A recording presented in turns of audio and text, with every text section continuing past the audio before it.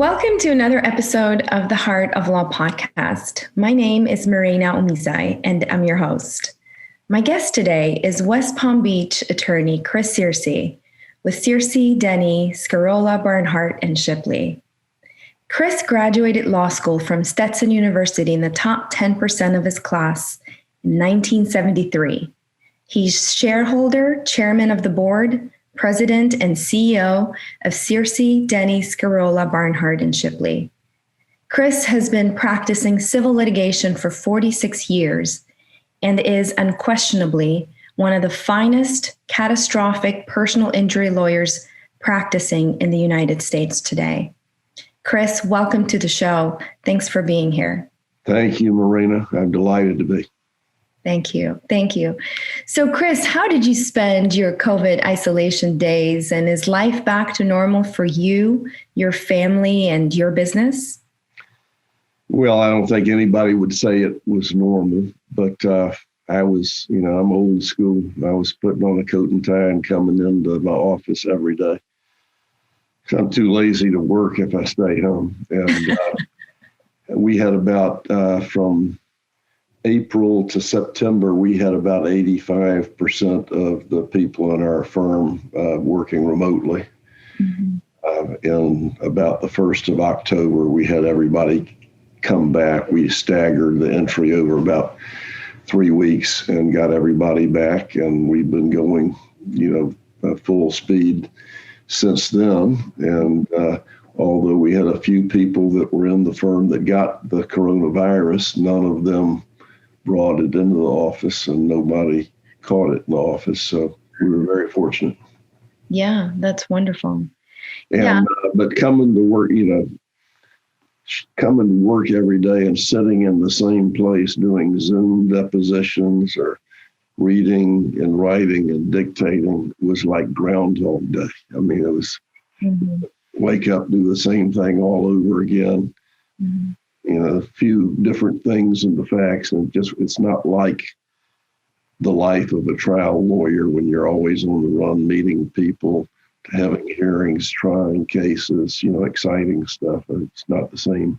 Did you enjoy slowing down on the travel side, though? Because a lot of attorneys I've talked to said that they liked that they weren't on the road as much, and they could do a lot from home or the office.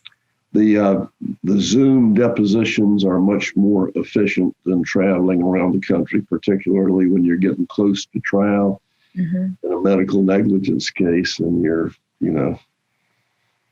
flying around for the month or so before the trial, taking everybody's different experts. Mm-hmm. But and Zoom is a whole lot better than just audio, but it's not the same as being in person. And I prefer doing it in person. I think on the less important witnesses, I might choose to do those by Zoom because of the efficiency and the time saving. I think on the important ones, I still would like to be there in person. Right. I don't think anything can replace that energy that's exchanged between people when they're together in one room, right? It's just not the same. I agree. Seeing you here, well, it's nice, and I hadn't seen you in a while. Yeah. It's a whole lot better than talking to you on the phone. Yeah. Not quite as good as having you here in person. Yeah, that is a fact. That is true. So, I'm excited to be back to normal. We just started our first, had our first legal seminar, I should say, in Miami. That was the National Trial Lawyers, and wasn't sure how many people would show up and if it would actually take place, but it did. And I think over 1,000 people were there.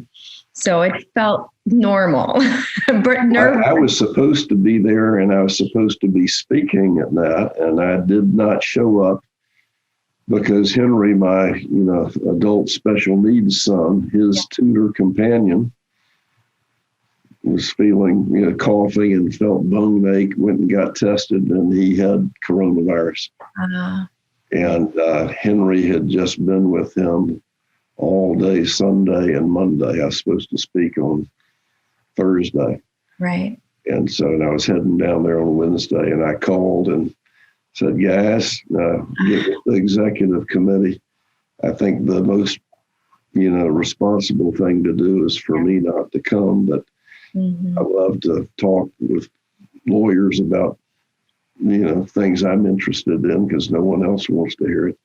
Yeah. And, it's fun to have an audience that's excited about trying cases as you are. And I said, but so if you tell me you want me to come, I will come. But I'm concerned that it's probably most responsible thing is to stay off, not come. Yeah. They had a meeting and said, right on, you need to sit this one out. Right. Well, there is going to be plenty of more that I've seen come up on the schedule. So I look forward to seeing you in the future ones and, me too. Really share a moment in the present moment. So, Chris, I want to get right into your life and your background because I'm just, ever since I met you and have known about your story, I've been captivated and I have been just so impressed with the way that you have carried yourself throughout the ups and the downs, the highs and the lows. So I want to start at the very beginning. Who is Chris Searcy, and what was your upbringing like? Where did you grow up? Who is your family? And to give me some color on your background. Okay. Well, I was born and raised in Jacksonville, Florida. And I was actually born when my dad was in law school at Stetson Law School, which was then in DeLand, Florida. And, but I was born up in Jacksonville. I grew up on the west side of Jacksonville. And from the time I can remember, I was watching cowboy shows, where the bad guys would be beating up and killing the local townspeople or the sheep herders or whatever. And then a cowboy would ride into town and he beat up all the bad guys that were hurting all the innocent people. And at first, the cowboys were all clean cut. They didn't cuss. They didn't drink. They never killed anybody. They always just shot the guns out of their hands, And then as time went, we got more exciting cowboy shows like Have Gun Will Travel, which was the first cowboy anti-hero played by Richard Boone, who would come into this town full of bad guys because he was a hired gun and he'd been hired to take care of them. And he was badder than the bad guys. And that was a lot of fun. So I wanted to grow up to be a cowboy. I want to be one of those cowboys. And when I got old enough to figure out there was not such a thing anymore, then I decided I was going to be a professional baseball player. I really got into playing baseball and watching it on television. I was a big Milwaukee Braves fan because the Jacksonville had their AAA farm team, the Jacksonville Braves. And at age 12 or 13, we moved out to Ponte Vedra Beach. And Mom would have had to drive a half an hour each way to take me to baseball practice. And that was the end of my baseball career.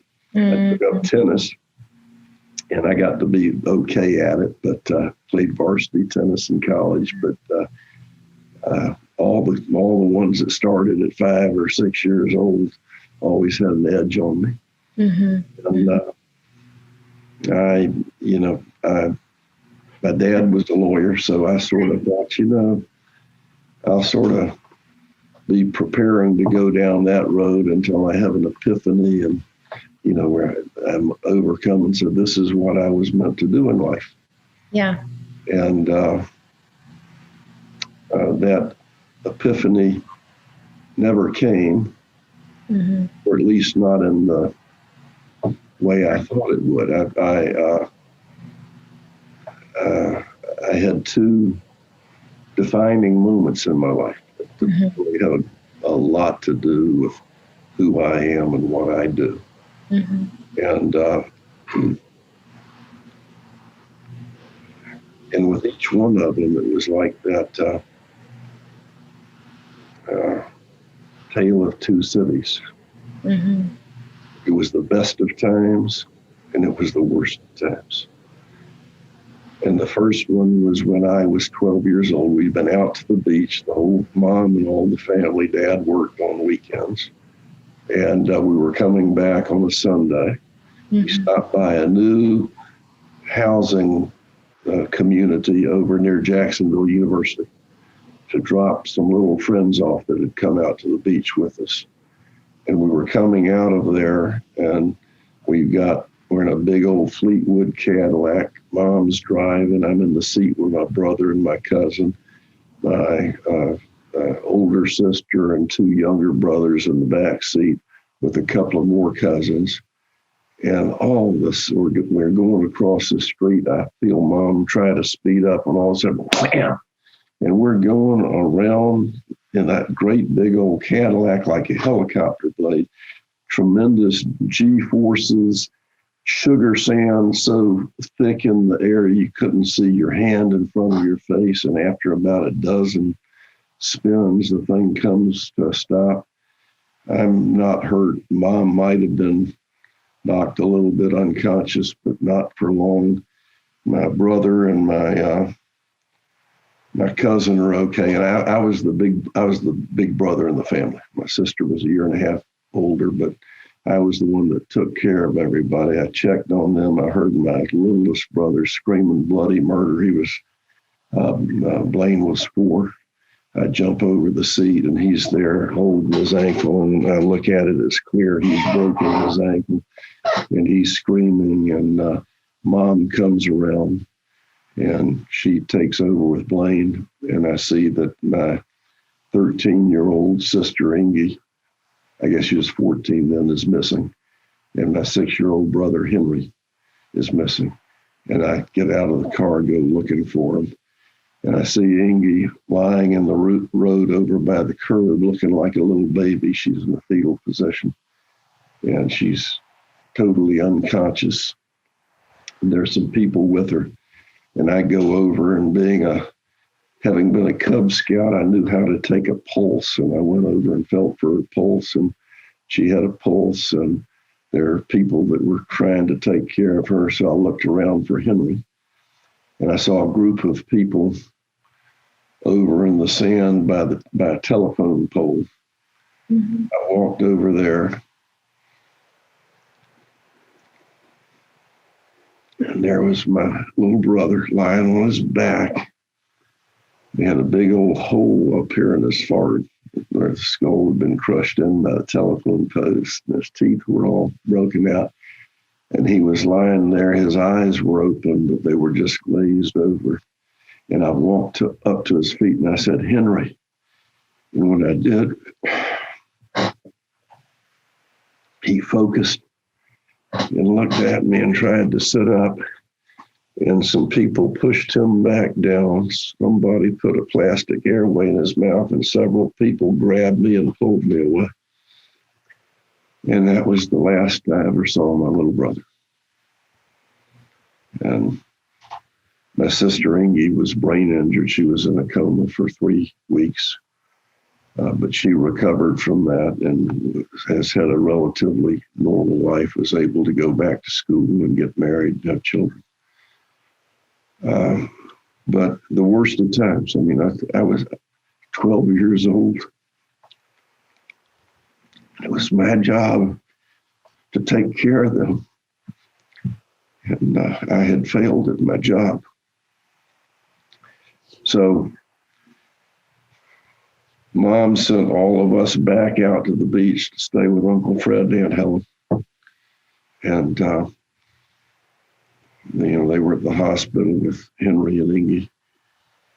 And the next day, I didn't have any clothes. I had a cousin who at that time was fat and was 3 years younger than me. I was wearing his clothes and driving his little sister's girl's bicycle. And we're at Ponte Vedra. We go down to what was then called the store and the post office. And I'm sitting in my fat clothes on this little girl's bicycle. And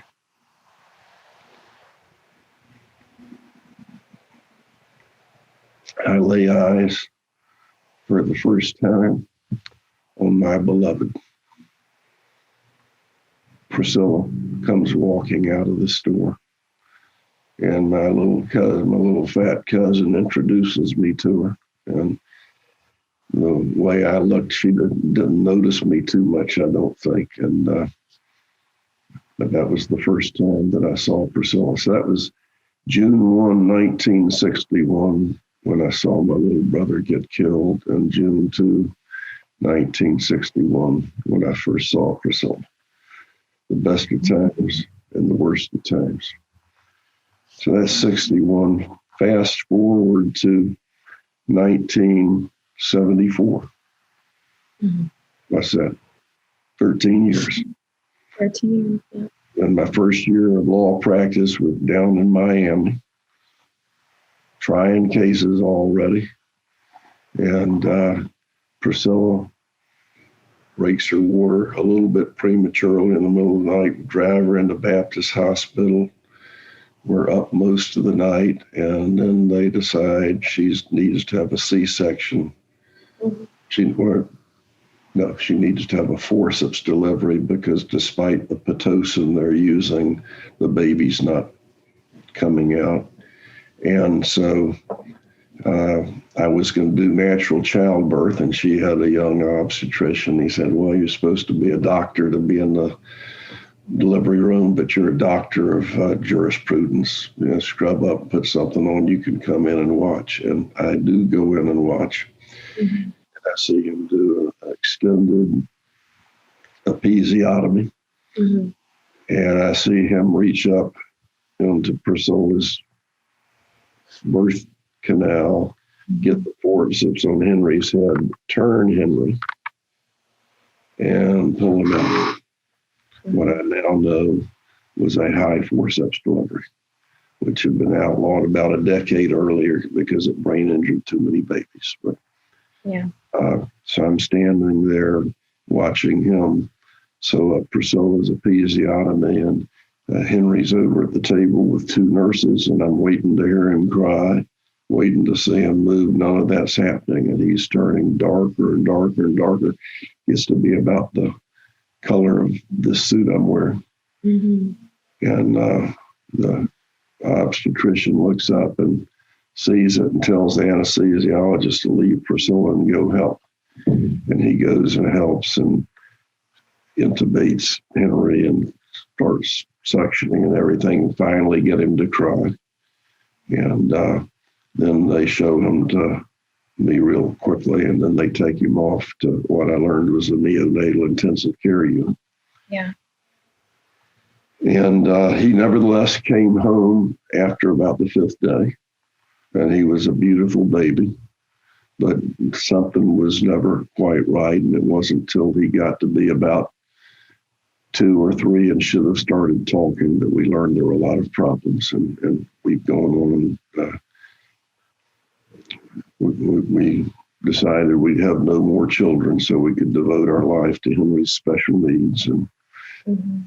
About 4 or 5 years later, we slipped up, had our second child, and we soon realized that Henry was learning more from him than he was from us. And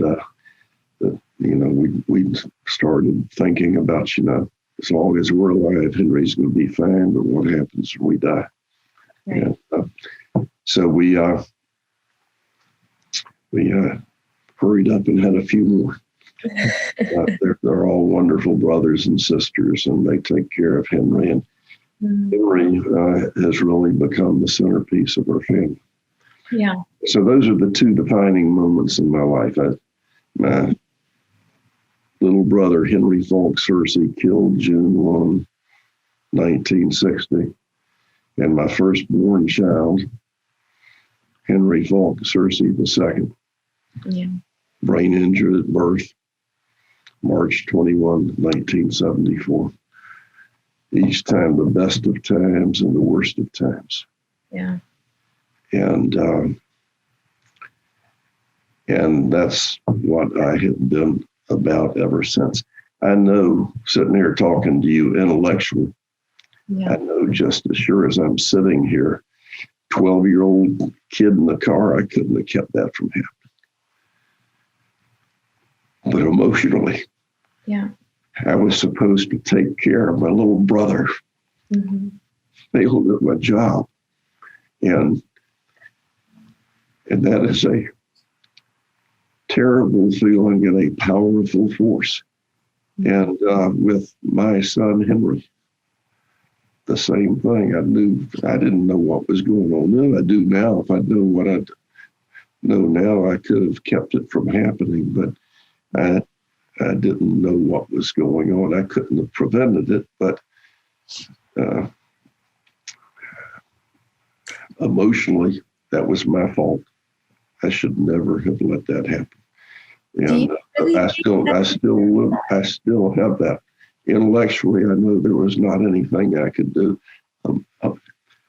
Emotionally, yeah, I know you carry. It feels terrible to me that I failed to protect my loved ones. Yeah. So that's why I do what I do. You know, I probably could show you this. Let me get my little thing here. So I've done a lot of cases involving wrongful death of families and children, and a lot of cases involving brain injuries of children at birth and other injuries to children. And I try to get them all to send me a Christmas card, a picture of them from school or something each year. And I keep them on that bulletin board, which they've greatly outgrown, right by my desk. So,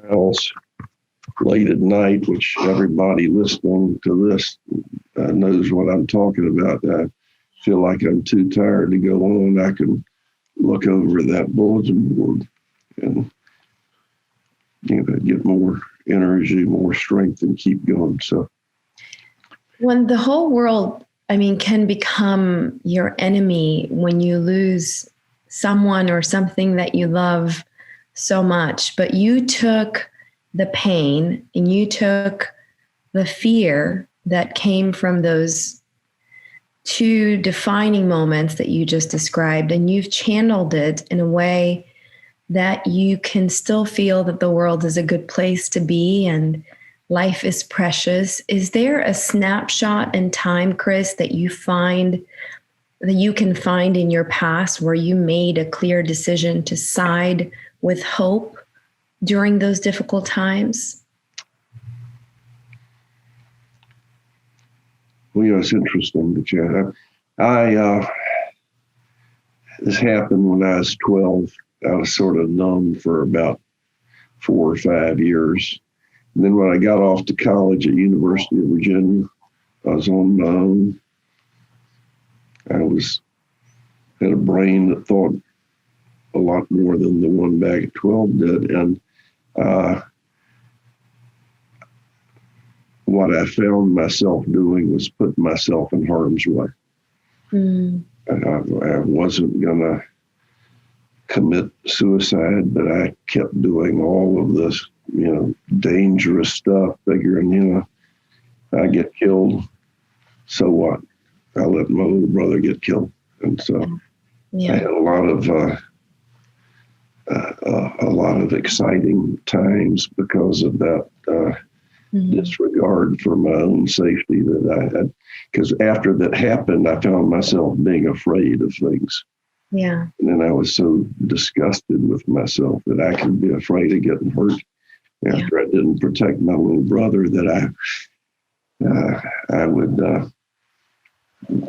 stuff that fear and go for it.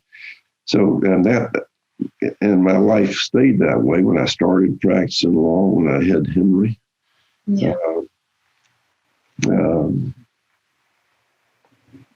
And probably when I had Christian, but there was a day I'd gone out and run about 5 miles. It was a hot summer day. I liked to finish off at the ocean and jump in there and cool off. And they had an inversion, I think they called it, in the water, even though summertime was real cold. Yeah. I thought I was being a wimp, and I jumped in it. I made myself stay down and everything. Then I ran home. But when I got home and got in the shower, all of a sudden I started getting shakes and chills, and I got into bed and I was under the cover and I had a fever and I had shakes and chills and everything.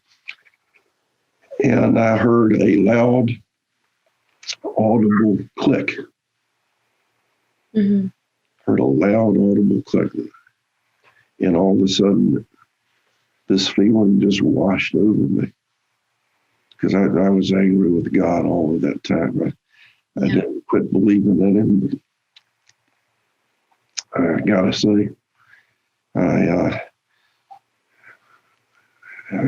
shared unpleasant words with him over what had happened to my little brother when I'd grown up in Sunday school, believing God watched over every little feather of every little sparrow in a tree. Mm-hmm. Why didn't you watch over my little brother? And all of a sudden it just washed over. It's not God's fault. He's even sadder than I am because he's so much more capable of pain than I am. It's not his fault. If he didn't let accidents happen in the world, we would all be in test tubes. Life would not be fun. It would not be exciting. No matter what we did, it would make no difference. That would be a horrible way to live. And all of a sudden, I became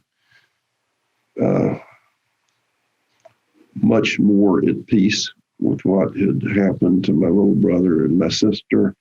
And I no longer felt this anger towards the Almighty. And he is such a wonderful, forgiving God. Mm-hmm. He never seemed to hold that against me, that he loved me just as much, and probably because he was so much more capable of understanding than myself. So anyway, how did that affect me? But there is something, and this is pertinent to law so far. This has had little to do with the law, but I found myself on 2 occasions handling one case in 2001, a trial then that was very much like my family automobile accident, which the little boys, one of them was brain injured, and one of them was paralyzed, and the little 6-year-old girl was killed, same age as Henry. So, Chris, before you tell me about your cases, because I think part of why I'm doing this podcast is so that I can, I'm going to cry, so that I can grow and develop, spiritually and make sense of the things that happen to me or other people that I encounter that are going through a hard time. So it's really important for me, I guess, to hear that story from you and understand how you were able to transcend the fears and that paralyzing pain, and then find the energy to still carry on with your life and have a family and have a career. How, before you tell me about these cases, which I'm very, excited to hear, how did you transcend your personal fears? Or have you, or are you still trying to transcend? Are you still in the process of trying to cope? Or do you feel like you have healed and you have decided to go forward and use that energy to do good in the world? And I ask both from a selfish place, because I am trying to navigate that myself, but also for other people that are kind of stuck and, they haven't had an epiphany or an awakening, because you describing the shakes and this feeling washing over you. I mean, I think those are divine interventions. Those are moments where we become awake. And part of that awakeness is the pain that we feel. So I'm sorry to go in a big circle, but just really wanted to hear your answer on that. Well, Did I quit being afraid? No. Okay. I've got post-traumatic stress. I don't know if you would call it a disorder or a syndrome, but I get scared to death all the time. But my, what's the word I want to look for?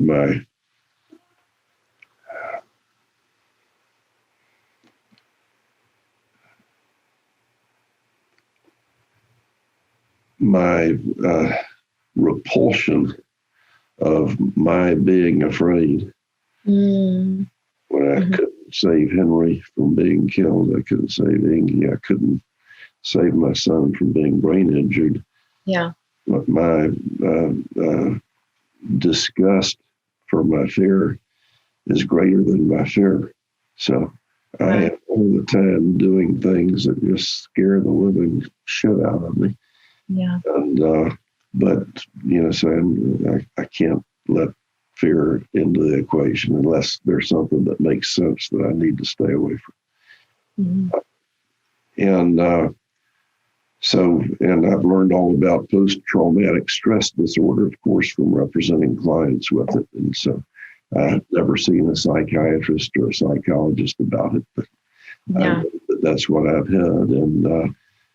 And I'm happy with it. That's okay. I'll be scared to death. Yeah. Every time I have some type of challenge or crisis, as long as I can overcome it. And so far, with the help of God, I can. Yeah. And thank you for that. So your career was flourishing when you were a young lawyer. So you started out and you were successful immediately, but you were also raising a young family at the time, navigating the difficulties that any parent would have with a brain injured child. What was that like for you back in time? If you could take me the beginning of your practicing law days, you have a young wife, that you love dearly, and children that you're bringing into this world. How were you navigating all of that? Well, Priscilla was a wonderful wife and a wonderful person, a wonderful mother. I certainly couldn't have done it without that. Yeah. And I had started out with a big firm. I wanted to be a plaintiff's trial lawyer when I got out of Stetson Law School. That's what I wanted to do. Went with a firm called Freites, Floyd, Pearson, and Stewart down in Miami. And from the time I got there, I was walking around the office. You got a case I can try. I want to try cases when I can try. And I finally got to try one. And my own case, it was a little girl that had been in the car with her mother. They'd been rear-ended 4 years before. And she never complained of her tailbone. And then at about age 11, she started complaining about her tailbone. They took her to the doctor, and she had an angulated coccyx. The coccyx had been fractured and angulated in. And so nobody wanted the case because she hadn't complained about that for 3 years. She'd been tumbling and horseback riding and stuff. And I, got into it. I went and met with her and met with her mom, learned that she hadn't said anything about it because of a very private place, and she was embarrassed. Yeah. She just didn't share it. And finally she did. Talked to the orthopedic surgeon. And so anyway, got to go try the case by myself. First time a trial lawyer that's 42 years old, Bill Barrett. I didn't know what to do, and people at the office didn't realize how little I knew. I called my dad up in Jacksonville. I said, "Dad, what did I do?" He said, "Send them a demand letter for 10-5." And so I did. They wrote a letter back offering $2 million. And I said, "What do I do?" Tell them you'll split the difference, which I think was 6-5. So I letter said, "If you're willing to, we'll split the difference." I said, "No." So I said, "Dad," they said, "No, what did I do?" He said, "You got to go try it." I got with my dad, who gave me some pointers, and I mean real pointers. He said, now, Chris, when you get there, you're going to be in the room. There'll be a bunch of other lawyers, a bunch of people walking around, a bailiff, a clerk. Don't worry, you don't need to do anything. First time you need to say anything is when the judge says, is the plaintiff ready?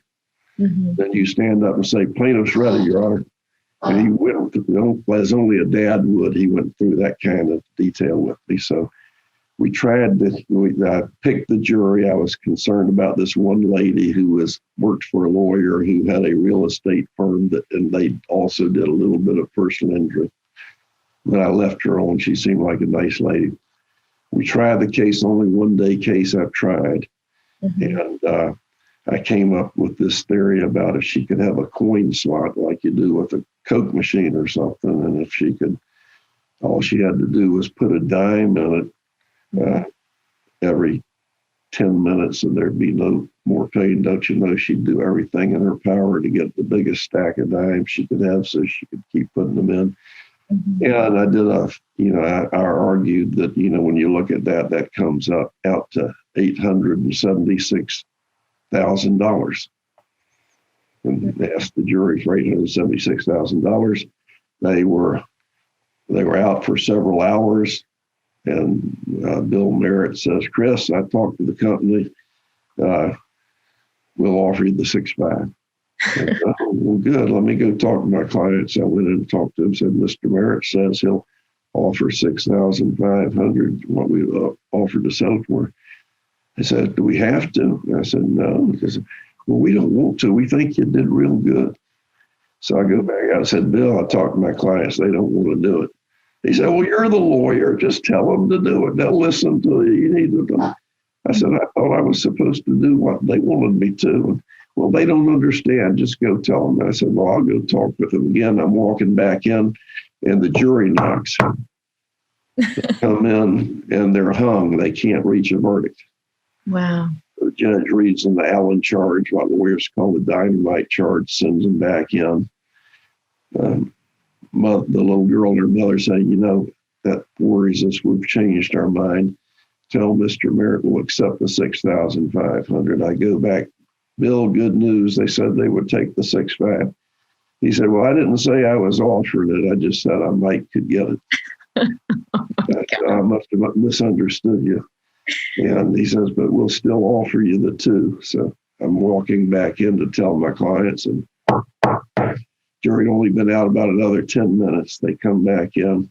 They've got a verdict for $876,000, for $33,500, which I just thought was wonderful. I'd just gotten out of law school where Priscilla was supporting us on $300 a month. And so like all the money in the world. And so then I get the motion for new trial. I do my first hearing, on defending a motion for new trial, and I get in there. And then this is back before they had the cases that said you couldn't talk to the jurors. Mm-hmm. And Judge Klein said, did either of you talk to any of the people on the jury? I said, no. He said, well, I did. Mm-hmm. He looked at me, he said, you know why that jury was hung? I said, no, sir. He said, 5 of them wanted to give you $876,000. So he said that legal secretary on the jury knew the case wasn't worth that much. Must have looked a little crestfallen because then he said, but don't worry, son. The verdict had been for $876,000. I would have granted Mr. Merritt's motion for new trial, but for $33,500, I'm denying his motion for new trial.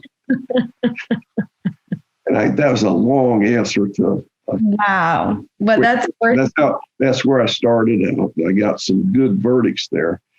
And I had also interviewed with a guy named Bob Montgomery from West Palm Beach when I got out of law school.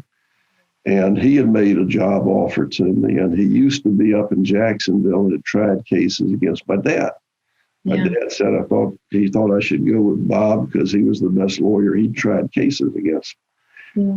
But he was doing insurance defense work, so I went with Freites. So I've been practicing a year and a half. Bob's trying a case across the street and down in Miami. And at lunch, he comes up to my office, which is in the building across the street, the Concord building, comes in and says, Chris, how you doing? So forth and so on. I tell him I'm loving my job and all that. So he said, good. A couple of days later, he calls me up, Chris, I know you're happy there, but I'm wanting to morph this defense firm into a plaintiff's firm. You've gotten some plaintiff's verdicts. I think you got a lot of potential. How much are you making a year? And I said, well, I'm making $15,000 a year. I was proud of that. That was the highest salary of anybody in my law school. Show you what 1973 was like. Yeah. He said, well, now I tell you what, you come to work with me, I'll double your salary. I said, oh, that's very generous. Let me think about it. And I thought about it. I talked to Larry Stewart, Bill Freites, and Priscilla, and I called him back a couple of days later and said, Bob, that's a very generous offer. I just can't do it. These are the people I started out with. They're my friends. I'm just a loyal type person, and I can't do it. Wow. Well, I'm disappointed, Chris. I think this is a great opportunity for you. Anyway, so we that was that. And what I did not know is that he and my dad were talking, and our family car was a very big issue. This is just when Henry is getting ready to be born. And we had a Pontiac Tempest, a clunker I'd had through law school. At the front end on the right was sort of bashed in. And it had one of those gear shifts on the shaft, and the gears would stick. And when they did, you had to get out, open the hood, reach down, grab the gears, pull them out. Yeah. So I had Priscilla, and it was our only car. So Priscilla dropped me at the Concord building. It's on the Flagler one way. You go past the Federal building, across the railroad tracks, and turn left. That's Coral Way that takes you out where we live in Coral Gables. Right on that corner is an all-night bar, which closed at 6 a.m. And so when she brought me into work, which is like at 6:30 a.m., because we wanted to beat the rush hour traffic, she goes across the railroad tracks, gets stopped by the light, goes to start up, and the gears are jammed. She's pregnant out to here. Then she gets out of the car, goes, opens the hood, can barely lean over far enough to get them because of her stomach. Unsticks the gears, closes the hood, gets back in the car with all the cars honking that have been waiting behind her. Yeah. Makes her left turn, and as she's going past that bar, all the winos out on the sidewalk stand up for a standing ovation as she drives by. But anyway, the car was a big issue. So he learns about that, unbeknownst to me, from my dad. And then several weeks after I turned him down, he calls me back and says, Chris, I know you're loyal, and that's a very good thing. And that's one of the reasons why I want you to come to work for me. I'll not only double your salary, I'll give you a brand new Cadillac. That's sold out for the car. Good deal. So that's how I got. Then I came up first practicing in Fort Lauderdale, then Miami. But I was doing mostly insurance defense work. And although we were wanting to get into doing plaintiff's work, I didn't know anybody in South Florida, so I had no source from which to get a case. And a case came into our office with a difficult liability, a young man that was found out on the railroad tracks at 3:15 a.m. down in Boca with both of his legs traumatically amputated because the engineman said he'd run over something about the size of a man and called the police. And they went out and found Rick Bernard laying there with both of his knees cut off, smashed, as thin as pancakes on the train rail with his feet on the inside and from the knees up on the outside. He's laying in a pool of blood. They shine a flashlight in his face, and he wakes up, says, "Don't mind me, officer, I'm just drunk." Oh, my God. That had been turned down by about every firm in South Florida, and somehow it got to us. And Bob said, "Chris, I've got this case in, take a look at it, see if you want to handle it." So I looked at it, thought she had double amputation. I wouldn't. So I got on and I went up to New Hampshire, where these folks were from, talked to him, talked to August, and came up with a theory that I think is what happened, where Rick had left this, sports bar where they were all drinking beer. It was a Friday night. They gotten paid. Yeah. And he left them early because he wanted to go back to what was like a little dormitory for the Boca Raton Hotel for the servants to write letters. And he left there about 1 a.m. Mm-hmm. They said he hadn't had nearly as much to drink as we had, although he had been drinking beer with us for several hours. And when the police found him, he had a big old lump on the back of his head, and that had not been hit by the train.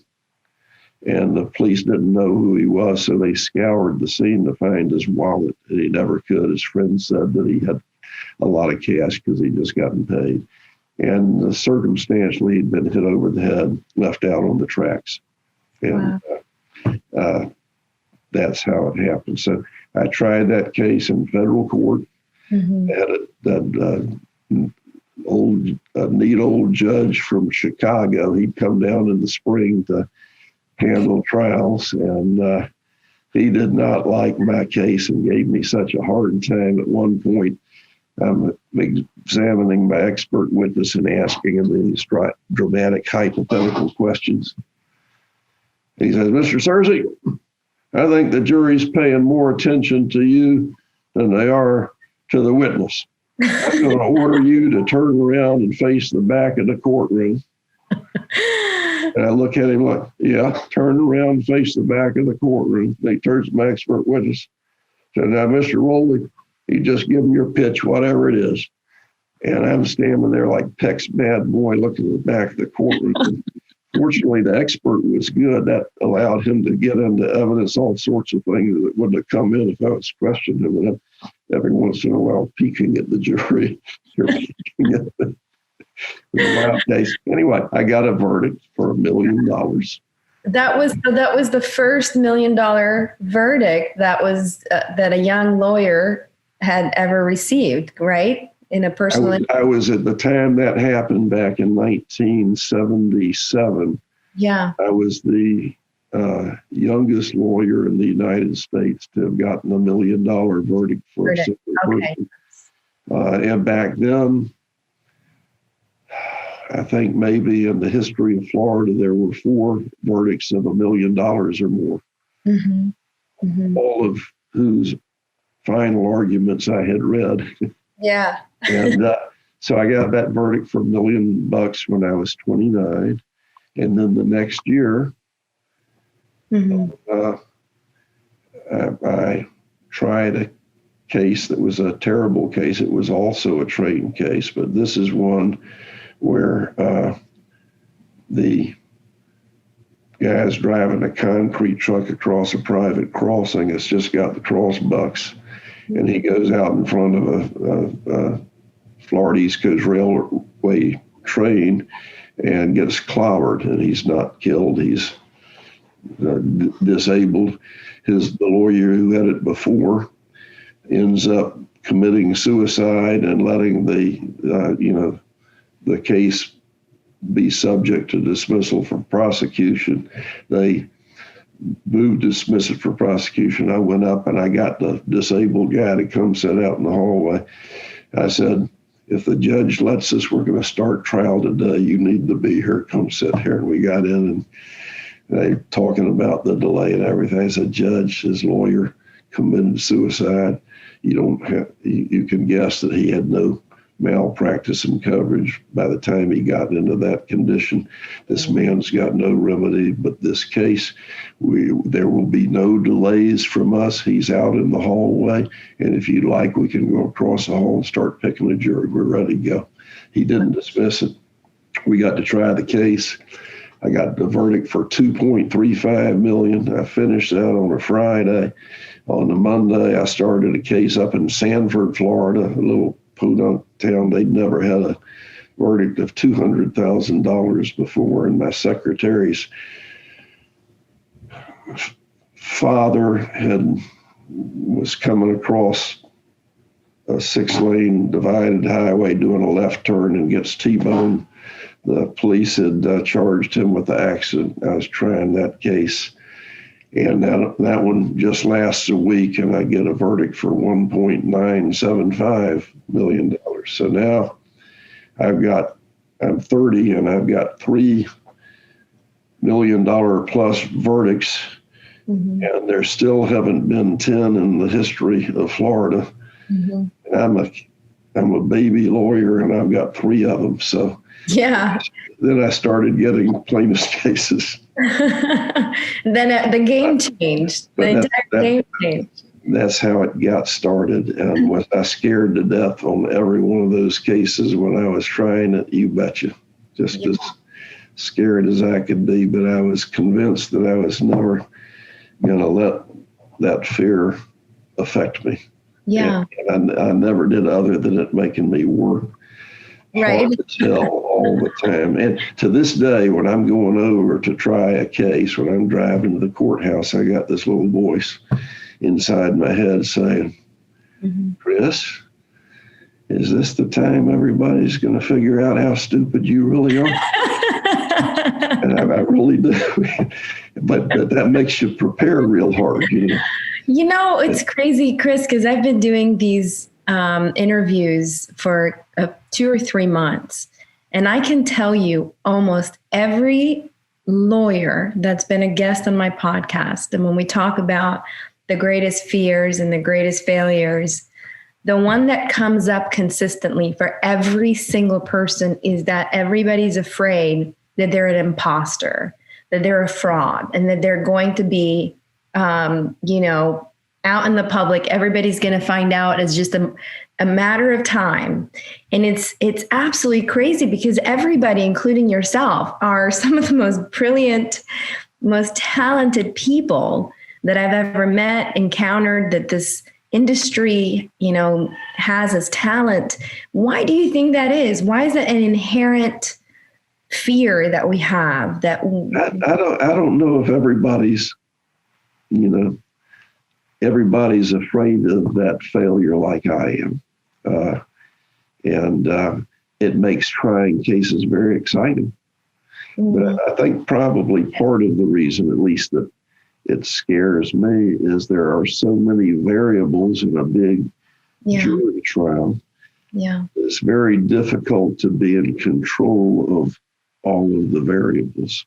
And when you want with every inch of your being to prevail for your client and get your client justice, not being able to control the variables is it's maybe scared isn't the right word. Maybe it's concerned or whatever, but I keep wanting to get in complete control of it. And I don't know that I've ever been able to. Do you surrender to the process? Do you put the best foot forward? You're as prepared as you can be.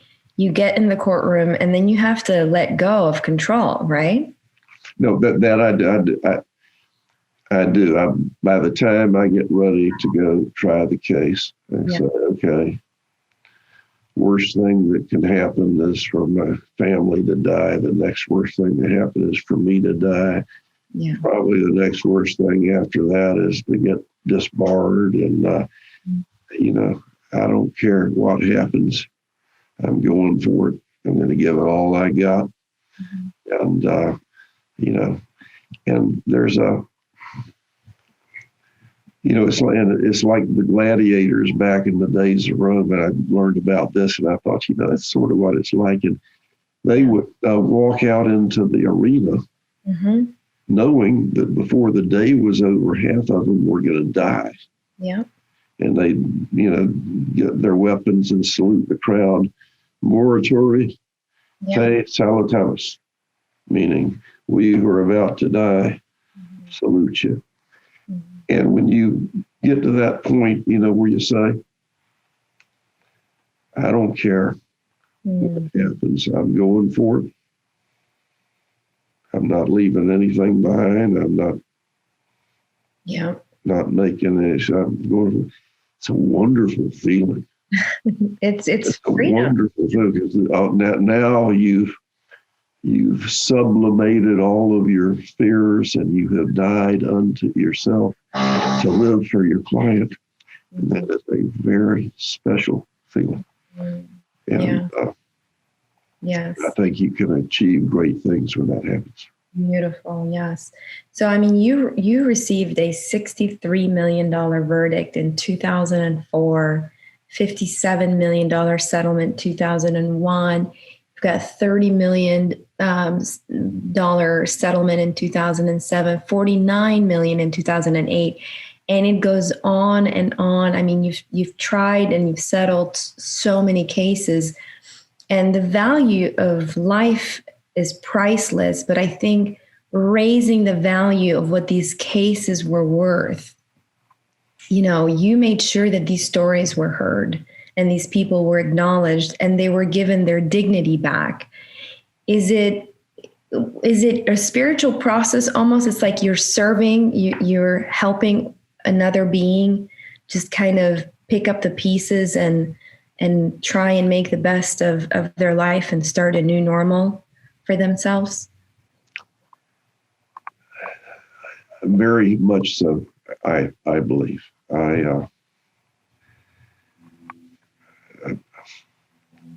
There's,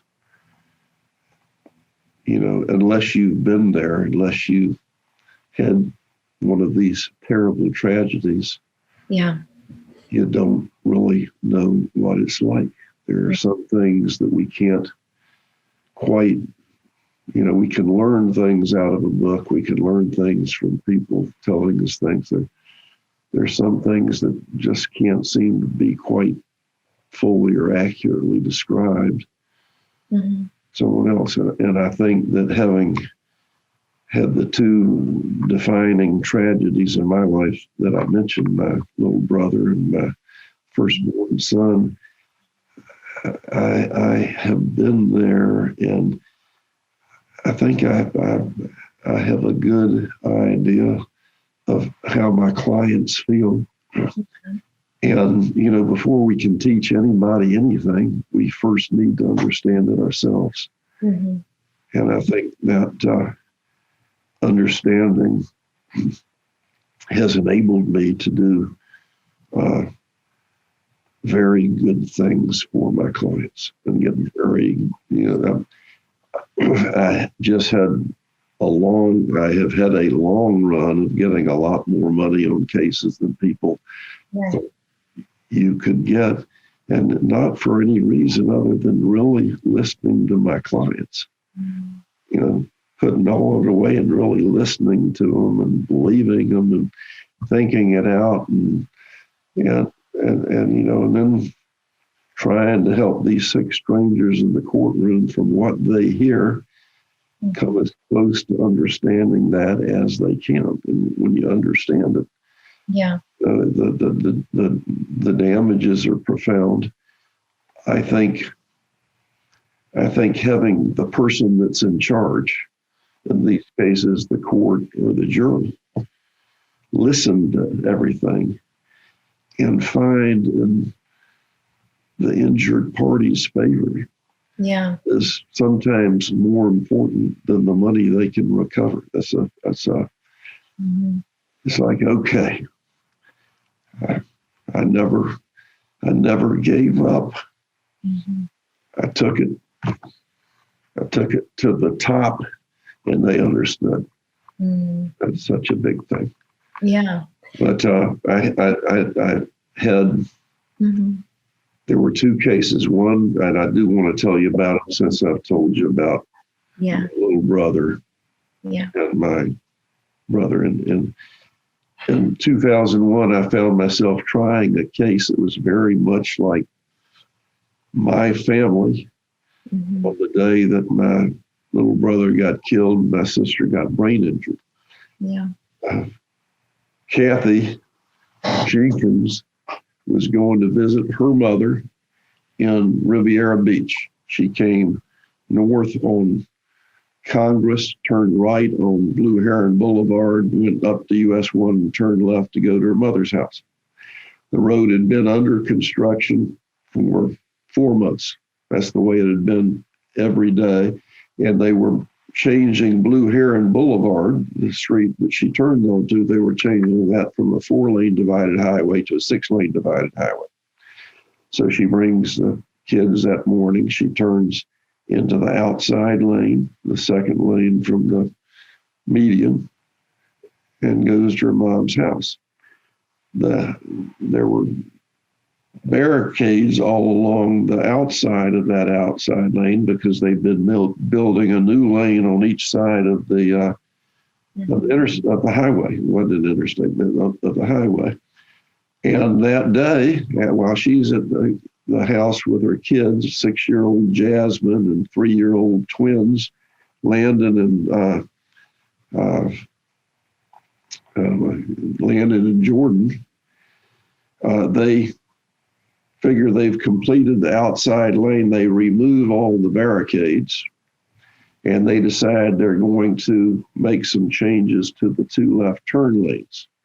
So they not only barricade off the 2 left turn lanes, they barricade off the inside of that inside. They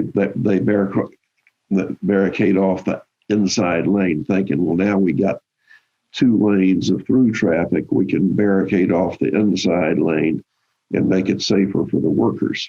Mm-hmm. They don't change the traffic signals when they do that.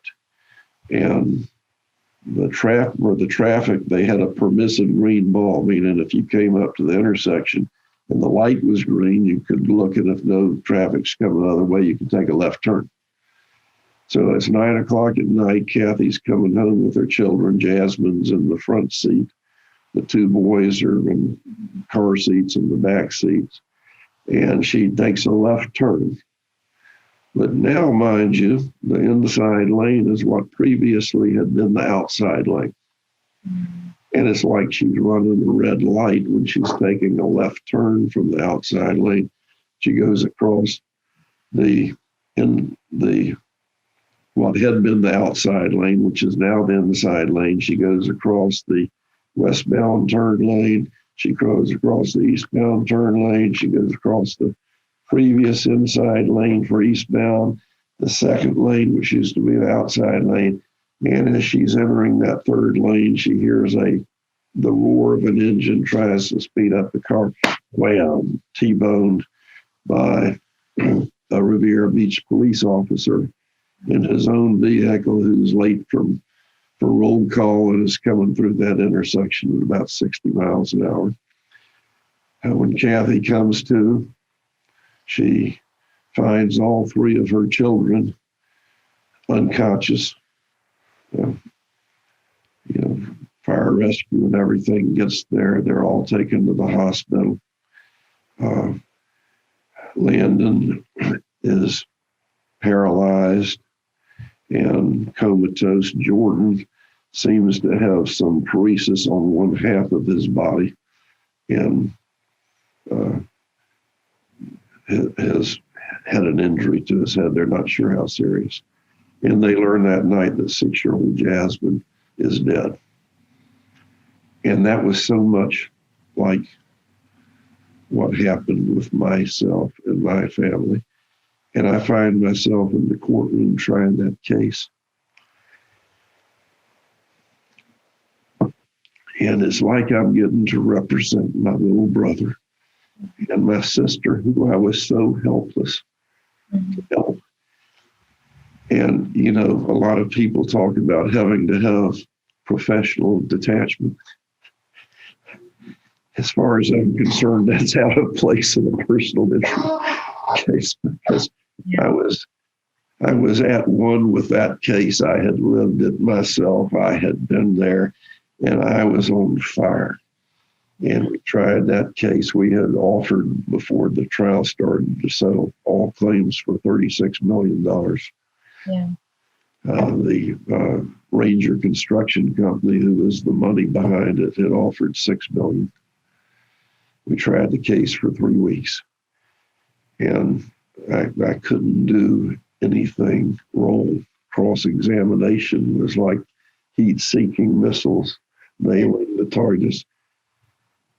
And we ended up getting a verdict 93% the fault of Palm Beach County and Ranger, 7% the fault of the off-duty police officer. Yeah. No fault on the mom. Yeah.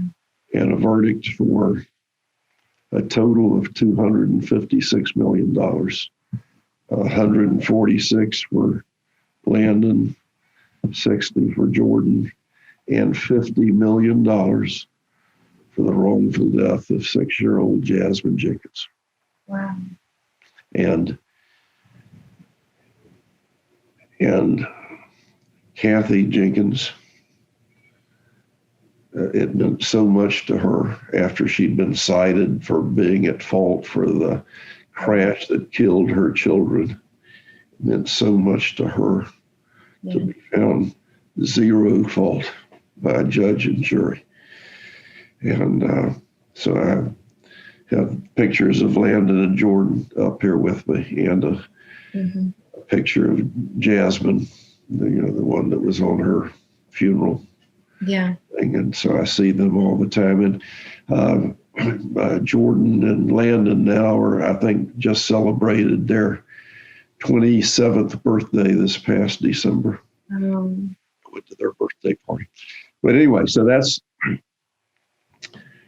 like, 1974 to 27 years after that, I get to represent my little brother and my sister.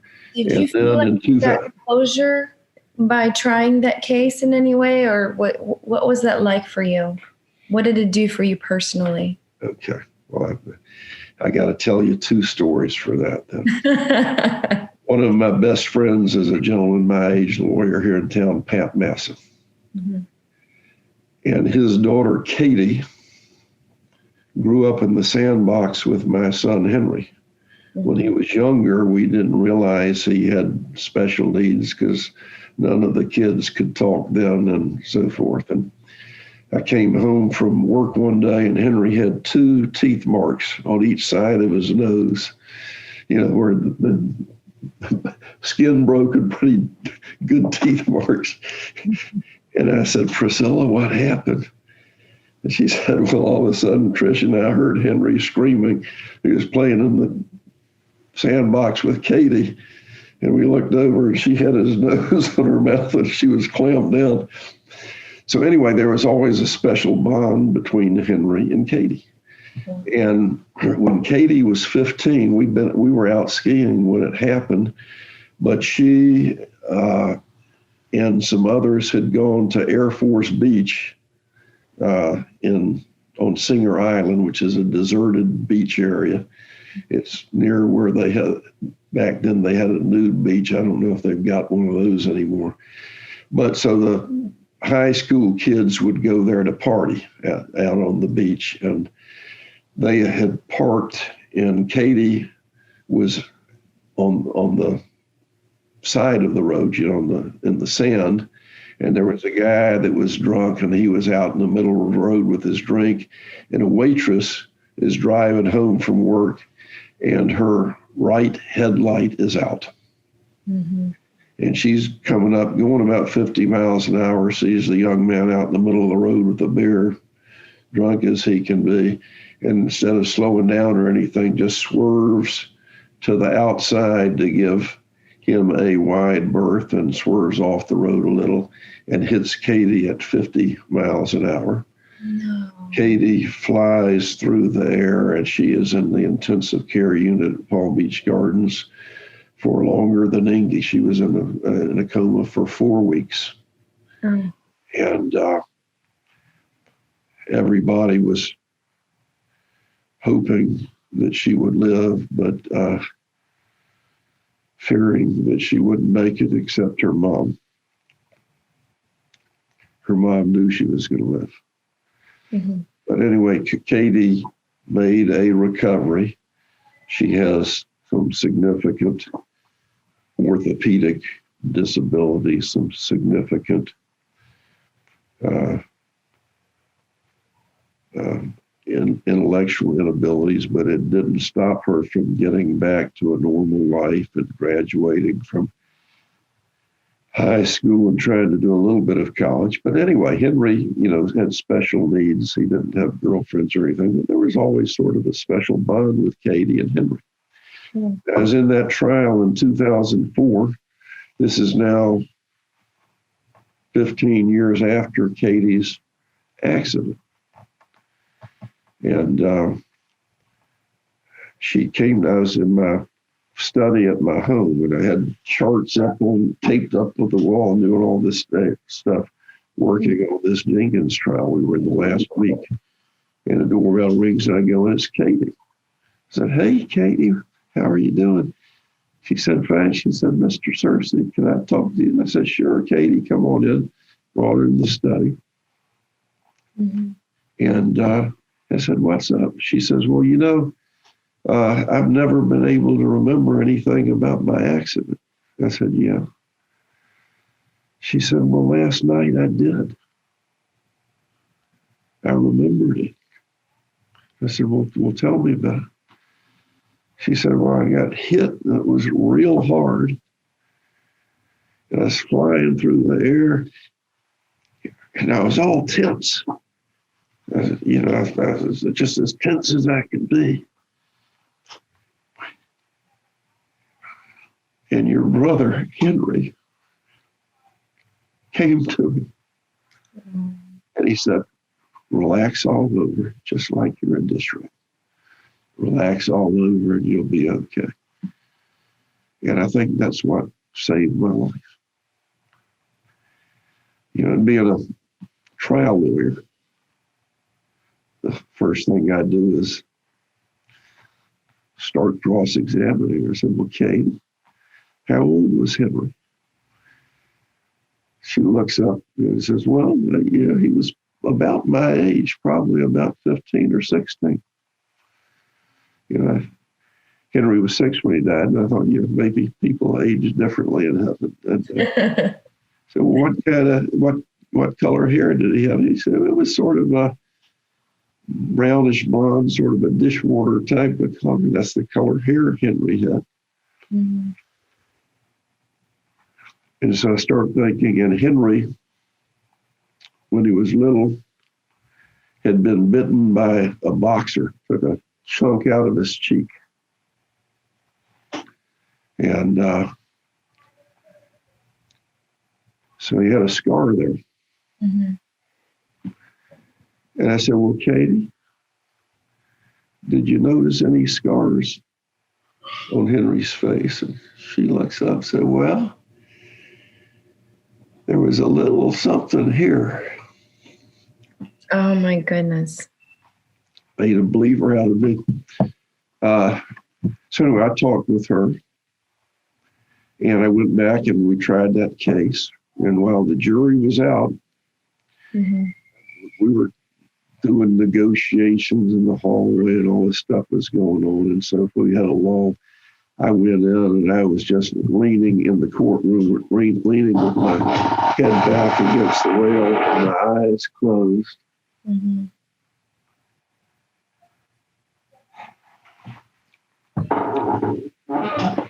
And I saw Henry. And he was a teenager. Wow. And he smiled at me. And, wow. So anyway, is it special? Very exceptionally special. So 3 years after that, I find myself trying a medical malpractice brain injury case.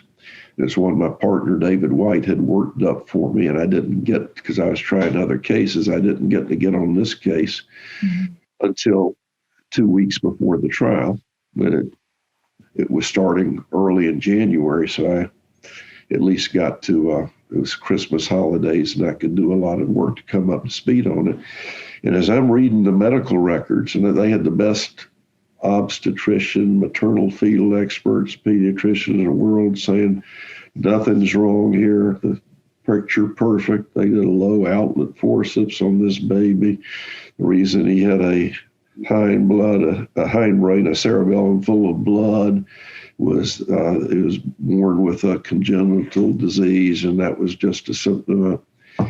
And I got to looking at that, and going behind just what it says in the reports and things, and tracing things in the chart, and the last station of descent they had on this baby, they had the mom on Pitocin.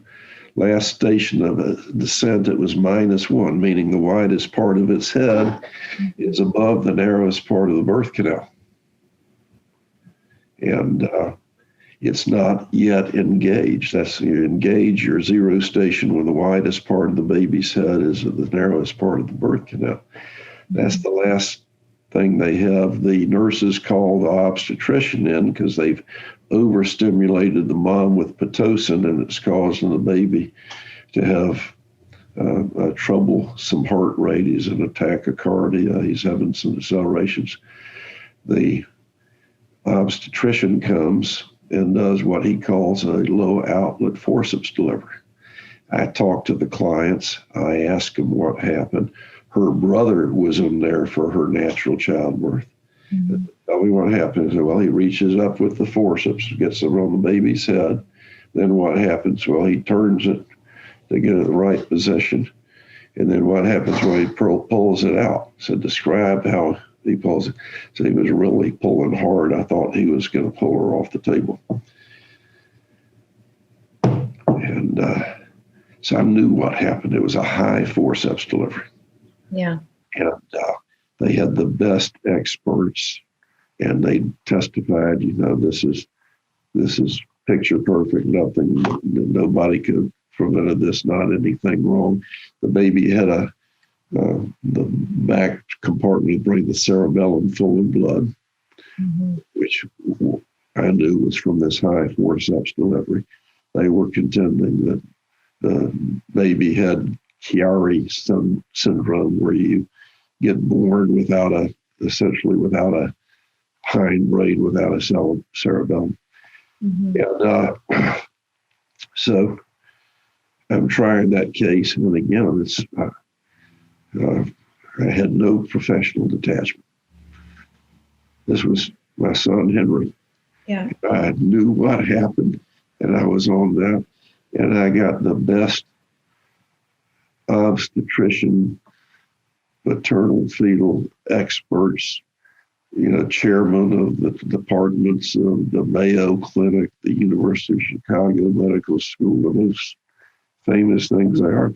I walked them through the chart and showed them the things that was happening, and they didn't admit that it was a high forceps delivery. But I said so if the fact that there's no station of descent charted other than a high one, if when they did the forceps delivery, the head was still there, that would be gross malpractice, wouldn't it? Yes, that would be impermissible. And if when the obstetrician reached up and put the forceps on the baby's head, if he was able to turn the head before delivering it, that would mean the baby was above zero station, wouldn't it? Well, yes, you can't turn the head when the baby's engaged. Right. And from all of that, it was clear as it could be. But then they start arguing, as they always do, causation. Well, that's not what caused it, this and that, because look, the baby was in the intensive care unit just for safekeeping, but really he was better by the second day. After the second day, there's not much evidence of any bruising or hematoma or whatever. So we had a chart about this thick of this baby's medical records, and I was going to be doing the final argument, so I was really busy. And I said, David, I need for you to go through those records with a fine-tooth comb, starting with the birth all the way through the weeks in the hospital, and find any little reference to something being the matter with that head. Read all the little side notes and everything. I want every bit of evidence there is of what happened to that baby's head. David comes in the next morning smiling like a Cheshire cat that swallowed the canary. And he says, you're never going to believe what I found Mm-hmm. And back on the 18th day of the hospitalization, lo and behold, many hundreds of pages back in the chart, there's this note, and it was NICU something, but it was one from, weeks after Luke was born. And in a little note like this, it says,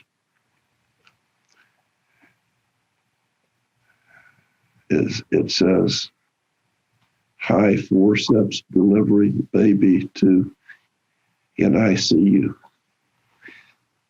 Scribbled in handwriting, not on the line, sort of off the side, not very noticeable at all. Wow. And lo and behold, and the records were in evidence. Nobody had seen that. Wow. I'd had 2 weeks to get ready, and I was cramming the depositions and so forth, and looking at the day of birth and the day after birth. But nobody had ever seen that. We got it blown up, giant size, put the giant size poster in a garbage bag, gave our final argument. The defense got up, gave their final argument. Their whole final argument was this wasn't a high forceps delivery. This is just perfect. The baby just had this, and besides, the baby wasn't hurt very bad. We get up on rebuttal saying, chart was almost perfect until I started looking behind things and asking the obstetrician about it. And then it painted a clear picture of the high forceps delivery. Mm-hmm. They all say, oh, no, that's not what happened. But you know what? When they were getting all these records in order after they knew this baby was brain injured, they missed something. And I pulled the chart out. I had the little thing highlighted, and I held it in front of each one. Wow. Let them read it, because it was not that easy to read. Tell me when you can understand what's been highlighted there. We went down each one of them, and the jury came back with a verdict. And this little boy was like Henry. He could walk and talk, but not perfectly. He was a lot more verbal than my son Henry is. And they came back with a verdict for every penny we asked for, $63 million. And so, I had gotten to represent my son after being so helpless to help him on that day. And I got to say this, $256 million for my family accident, $63 million for my son's birth, but getting to represent my family and my son was priceless. Yes. More so than any big verdict could be. Right. And, so I think that as far as our being great trial lawyers for our clients, I think the professional detachment is way overrated. I think we need to get as attached as we can. We need to try to know what it feels like from being in their shoes, because we can teach it best when we know it best. Yeah, I think, I mean, incredible stories. I'm speechless. And well, you just such a good question. You asked me these things, and all of a sudden, all these events are pouring through my head. What I find just so incredibly beautiful with you, Chris, is that you are not afraid to be vulnerable and to shed a tear and to live the past and to live the pain, not necessarily every day and carry it on with you like a cross. No, you have found a way that you can reach people, and the death of your brother and, the disability that Henry has, you have used that to make such an enormous impact in your community. Those difficulties were not in vain. And I think for a lot of people that are afraid to get in touch with their feelings, especially in the profession of law, Those are people that are just trying to figure it out, because it's difficult to navigate. It's scary to navigate your own feelings, and then to use to propel your own personal suffering from wherever they may come, because nobody's immune to life's, tragedies and hurt and pain. But to be able to use it as fuel, that is such a fine line. It's a slippery slope, right? So is there any advice that you have for those lawyers that are trying to find themselves in their profession? Well, there's so much after 46 years of trying cases, but where you learn the best is in the courtroom. Mm-hmm. In preparation, going to CLEs. What I liked, and I still like and really enjoy, is reading opening statements and final arguments of lawyers on big cases. Mm-hmm. It's not like reading a book, with all of us who are lawyers. Mm-hmm. We are reading a final argument. We get all sorts of stuff going on that's not in the written word, like what evidence had to be able to be presented for him to be able to say that. Yeah. And how is it that he takes this complicated concept and makes it so easy and common sense, and what a great way to describe such and such, and now that really does bring this home. I think that I have learned so much by reading other lawyers' opening statements and final arguments. When I was graduating from law school, Bill Colson had a verdict in excess of $1 million. J.B. Spence had one. Mm-hmm. Who was it? I think Murray Sands had one. And then before I got that first $1 million verdict, I think Bob Beckham had one. Mm-hmm. And I believe Ted Babbitt had one. So there were 5 when I got that first one. And then, as I say, I got 2 more. And it was a heady experience for a kid of 30. Yeah, for sure. When you're a lawyer, 30 really is a kid. I mean, when looking back, and to think that was your beginning, and you're still trying cases, you're still working on cases. Do you have any specialty in the sense that you only want to take certain cases now, or how do you choose what you're going to work on next? Well, that's a good question. I don't think I was ever a good businessman, and our firm has just worked exceedingly well. We've now got 36 lawyers, a little over 150 personnel altogether, and I think it's in spite of my not being very interested in business or not particularly good at it. And but so I've got a lot of very good trial lawyers that I can have a lot of confidence in helping me prepare cases. And during the pandemic, that's the first time I haven't had, 2 or 3 month-long trials all set at the same time. Right. Figuring I can't try all of them. I'll be ready to try this one. If it settles, I'll try this next one. If it settles, I'll try this next one.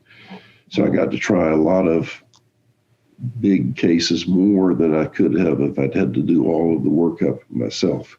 Yeah. And yet the part of me that wants to try to control all the variables would rather do all of it myself, but I can't if I'm going to represent these people. I think one of the most special times in a case is when you meet the client, and when you first start learning about the client. I think it's a wonderful thing if you can do it on the first, that's the best. But if not, you want to, before you're going to trial, and before they take their deposition, you want to meet your client in the client's home and talk with them there. because there's so much there that we can learn that the smartest of people aren't able to think of all the things they ought to tell you. I think that's very helpful. I think getting the clients prepared for their deposition so that they know how important it is to be accurate, which is hard to do because, we're all from the time we're 5 or 6 years old, we're taught that if you don't know the answer, guess. Yeah. Because if you guess, you might guess it right. And if you say, I don't know, you get a bad grade. And try to get everybody to understand you're not getting graded on whether you know the answer or not. What you're getting graded on is how accurately you can express in words what's really in your mind, what you remember, what you saw, and so forth, and not let those words be turned into something false. I tell them you want to make sure you understand the question before you answer it. Yeah. And you want to answer it fairly and accurately. Accurately means no more and no less than what's in your mind. Right. And when that happens, and you got someone that's in there sincere as they can be, telling the truth, good things happen. Yeah. And then with, trying the case, you need to be prepared. If you want to shoot the cannons in final argument, you need to load them in direct and in cross-examination. Everything needs to be based on the evidence. The opening statement is so important because that's like a preview to the movie. That's the first where we try to get the jury to actually see it in their mind. And if they see it in their mind the way you're describing it to them, and what you're describing to them makes sense, then I think the case is yours to lose because they're going to tend to fit things into that picture. Right. And they're going to tend to not so much believe the things that don't fit into that picture. Cognitive assonance and cognitive dissonance. We hate cognitive dissonance and we love cognitive assonance.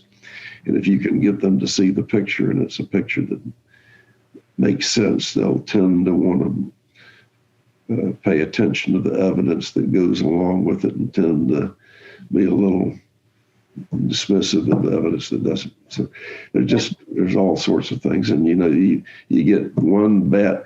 You were talking about me being smart or insightful or something. That's not what my dad thought. My dad knew how thick-headed I was. And so when he was telling me how to pick juries, he said, Chris, I will give you the best case in the world and all the money you want to prepare it and all the time you need. And you give me one ringer on the jury and I'll beat you every time. And there's a lot of truth to that. If you get a strong jury that's biased for the other side or biased against you, the best you're going to get is a mistrial. Yeah. What would your dad say about you today, knowing the career that you've had and the life experience you've lived? What would your dad think? My dad got to see some of it. I got to try 3 cases with my dad, and he was so proud of me, and he was the best PR guy anybody ever had. He'd go around telling people, I've been practicing for 40 years, and my son's already better than I ever was. He was a great dad, and he would tease me and tell me how slow and thick-headed I was and everything. But he had a very good way of getting you to pay attention. And I think I've got a little bit of what is it that we call it when you can't pay attention so well? Just not intuitive or not focused. No. Much more. The learning disability where you're a little bit Okay. have trouble paying attention. I'm blocking on that word because I think I got some of it. But he could really get me to pay attention. Politically correct word. If not, we'll leave it off. No, we talk about kids with learning disabilities, and they've got a little hyperactivity. Huh? Challenged? Well, certainly I'm challenged, but now what's the word? I'm just, You're blanking out. Every once in a while I block on a word. I know that. When I quit trying to think of it, I'll think of it. Yes. Yeah, just such a great way of getting me to understand things. Yeah, to see it. Yeah. Look, I would love to hear from, you talked about trying cases and the emotions that go into, getting close to your clients and not, do away with this professional detachment.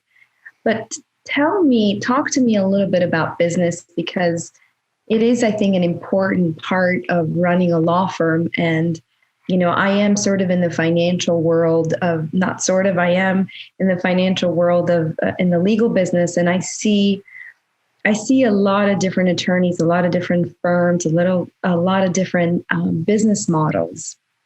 And I can tell you, while talent is incredibly important, sometimes in order for a law firm to be successful, an attorney just needs to have consistency with the way that he runs his practice to make sure that the lights are still on and he can pay or she can pay his staff. So how have you said you're not very, savvy in terms of running a business. You just stick to what you know, which is trying cases. But how has your firm run all these years in terms of finances? How do you make sure that you're not worried about money and stretching yourself thin over decades? Well,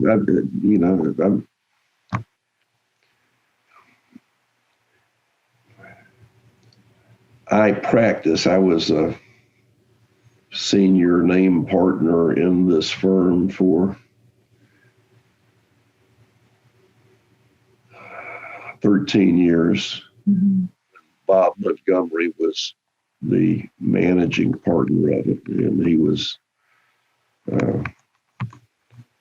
at that time my best friend and like my older brother. And he knew all about running the business and all that. So I felt totally confident in him, and so he was running it, and I wasn't paying attention to it very much, but I would learn. We'd have meetings, we'd go through stuff. I began to learn this. We started an insurance company back in 1986 when all the insurance companies in Florida quit writing plaintiff's personal injury lawyers coverage. So we started an insurance company. I got to see what it was like running that. Yeah. And then there was a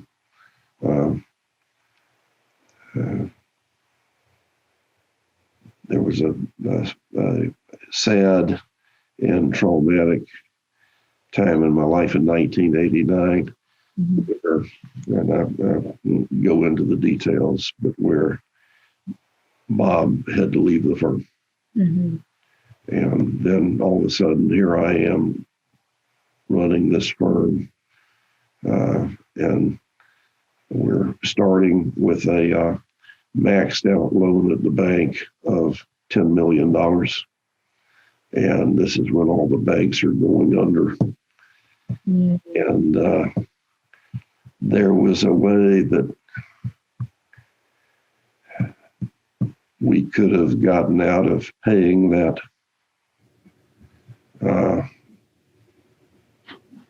but it was money we had borrowed.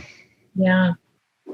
I did not think getting out of paying that would be honorable. And so we had to earn $16 million to pay back the $10 million, but we did it.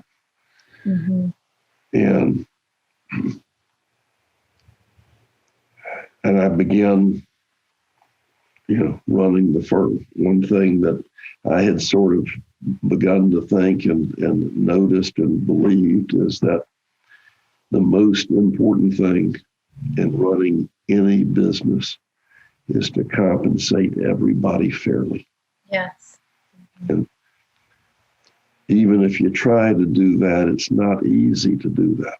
And we go to a lot of effort to try to keep track of how productive people are and their contributions, and to treat them fairly in accordance with their productivity. And I believe, my theory on running a business is if you can get that right, it doesn't matter how much you screw up the rest of it. It'll always run okay. Yeah. And if you don't get that right, no matter how well you do the rest of it, it's never going to run okay. Well, it's going to end up failing. And we had a group of top-notch business consultants come in and live in our firm for about a year, 15 years ago. We spent several $100,000 in consulting. They were taking psychological tests of us and doing all and just really analyzing everything. Yeah. And at the conclusion, when they did the report, they pointed out some things that were very helpful and some suggestions were very helpful. But their main pitch was that we should lay off a third of our personnel from the bottom to the top. So if you do that, we'll guarantee you considerably larger personal profit for at least the next 3 years. Right. And I thought to myself, well, you know what? We've already got a lot of cases that are in the hopper and largely done. They're going to get finished. And certainly if we've got a third less, salary and bonuses and perks and everything, it's going to be a bigger net profit. But, it seems to me like our productivity is going to start dying off if we do that. So I talked to one of the guys, took him out for a drink. I said, I was looking at this thing about laying off a third of the firm. That's sort of a protocol you all do with all of your businesses, isn't it? He said, well, yeah. I said, how long have y'all been doing it? He said, a little over a decade, probably close to 15 years. I said, all right, well, appreciate you sharing it with me, but we didn't follow any of that, but we did a few things. But, and that was right about the time that unemployment was going rampant. Yeah. And he said that not only was their consulting company, but all the other ones, they were all going around all the businesses in America giving that advice.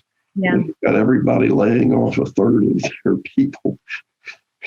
Is it any wonder we got unemployment? Anyway, so I'm not very good at it, but I have a few things that I think are very important that I've been doing that have tended to work well. We've had a growing, very prosperous firm. We started up a mass tort division. Yeah, how's that become well known and prosperous, and very proud of them. And that's Cal Warner and Brenda Fulmer. That's right.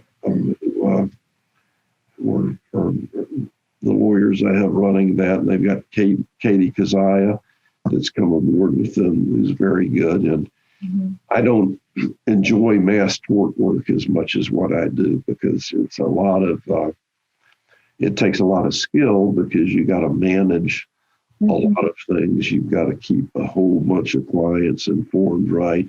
Make sure you're not missing anything for those clients, getting the cases into a position where you can probably win them. And I've almost gotten to try about 4 or 5 what they call bellwether cases, where the judge picks a case and you're going to go try these. But each time before I got to trial, they ended up, settling the mass tort. So you do a lot of work, and when you get on the steering committees, you have a lot to do with shaping it and, planning the discovery and everything. but you don't get to be with as many individuals, really getting to know them and their case, and you don't get to try nearly as many cases. Yeah. So I like having that as part of the firm. I think it's with all of the tort reform we're getting with the legislators and the courts trying to diminish the rights of human beings, which tend to be in favor of big business.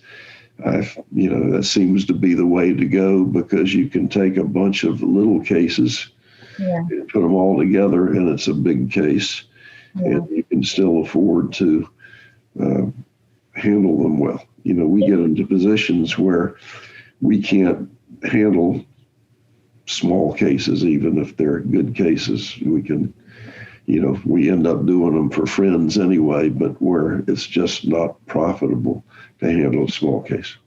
Yeah, I mean, the mass tort world is a different world. It's a different business model. It's a different mindset. So I always find it fascinating, and I'm learning, especially when you have a single event practice like yours that's very seasoned, that you have a niche and you're very good at what you do as a single event practice.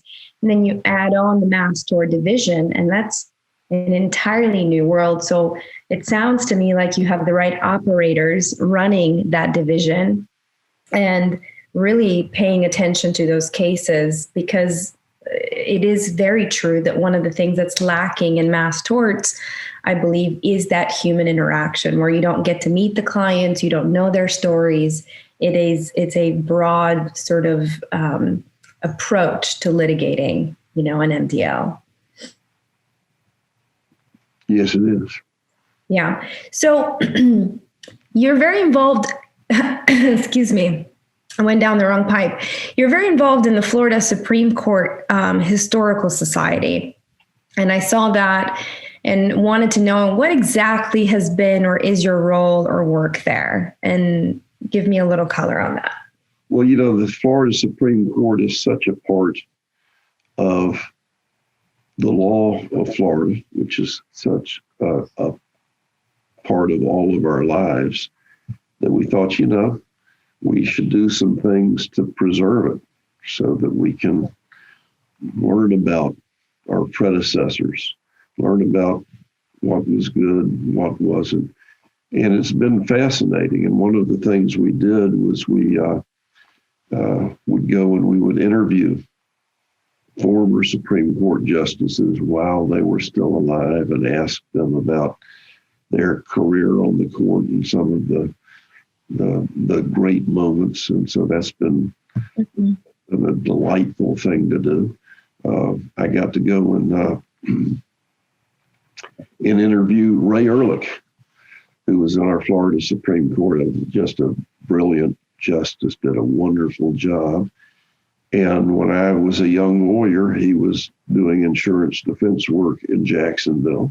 Mm-hmm. And he was one of the people my dad would try cases against. And I can remember when I was working one summer for Dad, we went over to Ray Ehrlich's office and had all this discussion about things. Mm-hmm. Dad asked him, can you do this? Yes. Would you do that? No, can't do this. And walked away, did nothing, signed, nothing else. And I said, Dad, you talked about all this stuff, but you didn't have him sign anything. Mm-hmm. And he said, son, when Ray Ehrlich gives you his word, that's better than a signature.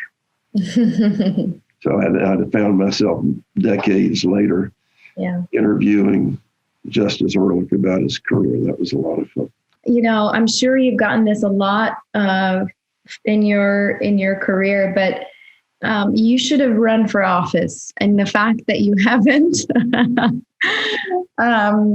it is unfortunate, because you would have made an incredible leader, whether it was for the state of Florida or even on the national scale. You have all the qualities, I think.